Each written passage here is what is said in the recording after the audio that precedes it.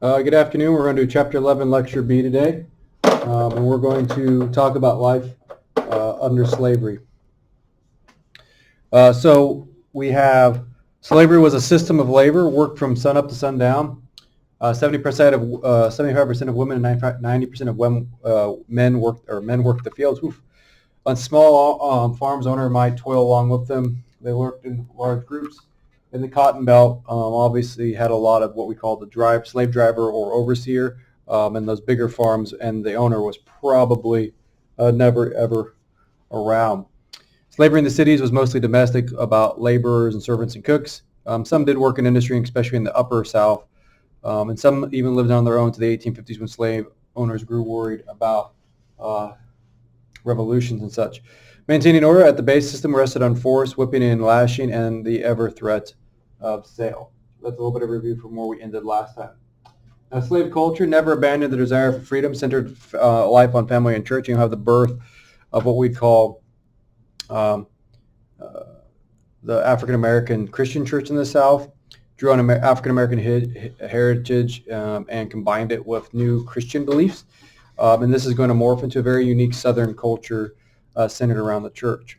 The slave family, West Indies, far more men than women. America it was more even. So in the West Indies, or what we call the Caribbean, it was never very easy for the slave population to reproduce. But in America, male and females were even, and the population would grow naturally. Slave marriages were not legal, but if the master allowed it, it could happen, and they wanted to allow it to happen for the fact that you could produce more slaves from it. Now, there was the constant fear of being broken up, and this was something that slave owners would often use for their advantage to keep them in line. If not broken up by sale, the unions would last a lifetime. Named after family members, women and other family would assume roles of raising children if the family was broken up, and obviously if there was families broken up, this is where you have a lot of diverting family lines, unfortunately. The threat of sale, most powerful disciplinary weapon, 1 in 3 marriages was broken by sale, and often these people would either A, be remarried or find solace elsewhere if they could never find or get back to their significant other. Gender roles and slaves shared the equality of powerlessness. Both worked the fields and so on. On own time, more conventional gender roles prevailed, but when they were working, there was really no gender roles assigned. Slave religion had taken part in the Great Awakening. Many were Christian, Baptist, and Methodist primarily. Seemed every plantation had a black preacher, had to have a white present to gather, though. A white person had to be there for them to be in assembly. Whites used religion as a model of control. Slaves obey masters, and use the story of the Exodus to describe and offer hope for their own plight. So African Americans are really going to look at the story of Moses leading the Israelites out of Egypt, and that will be one of their desires, is to be led out of slavery, just like the Jews were out of Egypt. The desire for liberty. I am bound for the land of Canaan song became very prominent, and they will have other songs. Like I said, we often call these spirituals in the South. The Southern Baptist Church, that is primarily African American initially, is going to have a very unique, much more upbeat, not traditional Christian sense to it. Slaves shared and spread a knowledge of the world against master's wishes, and then desire to be free never went away. And though they were supposed to never be educated, we'll be honest, they found ways to understand and communicate. Resistance to slavery. So there's going to be some resistance. Slaves could rarely express their freedom or rebellion or anything publicly obviously, because they would be suppressed or killed. In the West Indies and Brazil, slave revolts were common and could be large. Now, in the South, they avoided, for the most part, they had very few slave revolts, and far less and less common. But they took several steps to try to ensure that it would never happen. Most silent resistance was silent sabotage. Poor work, breaking tools, abusing animals, and just breaking up normal routine. So basically, this broke, sorry, or this animal died, I don't know how. So there was ways that they could sabotage very subtly. Runaway slaves faced many obstacles. Slave patrols looking for runaways were very common, always out and about. Slaves did not know geography or where to go. They purposely were never shown where they lived on a map. Most went to New Orleans or Charleston to try to flee. Only about 25% tried to reach the north. Most stayed in the upper South.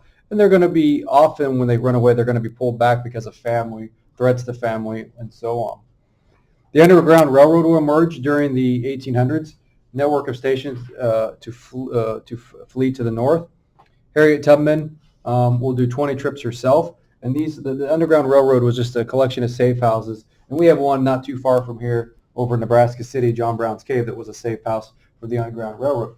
All that was people that knew the terrain, knew where they were going, and would help runaway slaves flee and get to the north and then primarily to Canada, because as the slave laws will stricken right before the Civil War, just being in the north was not enough. So resistance to slavery too. The Amistad. Spielberg made a movie about this event, about 20 years ago or so. In 1839, slaves took over the ship. It was transporting from one port to Cuba to another. They tried to navigate, ended up along the coast of the United States, so the slaves revolted on the ship. Martin Van Buren favored returning to Canada, but abolitionists, along with John Quincy Adams, yes, the sixth president, argued should they be allowed to go back to Africa as their travel violated the law. And so the Amistad revolted. They were turned away ultimately from the United States for obvious reasons, but they took over the ship, and this was a fear at the seas as slaves could revolt and take over a ship. In 1841, the Creole, an American ship, did the same thing and made it all the way to Nassau in the British Bahamas, where the slaves were given refuge and ultimately allowed their freedom. So you can see here, the Amistad, the Creole, showed that slave revolts could be effective at sea, and it was a way, and then the slaves had a ship at their disposal that they could flee on. Now, slave revolts. First one was the failed Gabriel one in 1800. We talked about in Chapter 8, though it was more of a word of mouth than, there was some violence, but the reality was it wasn't large as compared to like Brazil or South America. 1811, sugar plantation uprising in New Orleans put down. And then Denmark, Vesey's conspiracy in 1822 arrested before it could even occur. So there's very, very, very few actual massive slave revolts in the South. There is one that is famous, the Nat Turner's Rebellion. It's most famous and well known. It's actually probably the most successful, though it will end in not success. Turner was a religious preacher, mystic who believed God chose him for the local uprising on August 22nd, 1831, marched from farm, assaulting white inhabitants. 60 whites died before Turner was captured and later executed. Sent shockwaves through the South that these slave revolts could actually transpire. Virginia was split over it, and then you have the western side, which will ultimately break away during the American Civil War and stay in the Union. Stronger slave laws were passed in response. Parliament in England moved towards abolishing slavery, though throughout the empire at this point. Now, this peculiar institution, as it was called, would endure in the South, and they looked for ways to keep it strengthened and to get slaves back and to keep them at bay. But in the North, abolitionists will start to arise. They'll start to oppose it, especially in the North. Countries such as England will do away with slavery in 1833, not meaning they were more keen to racial things, but they definitely saw slavery as a negative and an evil.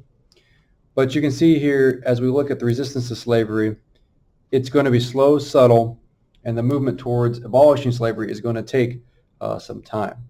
But as you can see in the South, you can see this is not a sustainable way. It is not very efficient, and there's going to be challenges that will come to the South to ultimately finally disrupt this system. Thank you. Have a good day.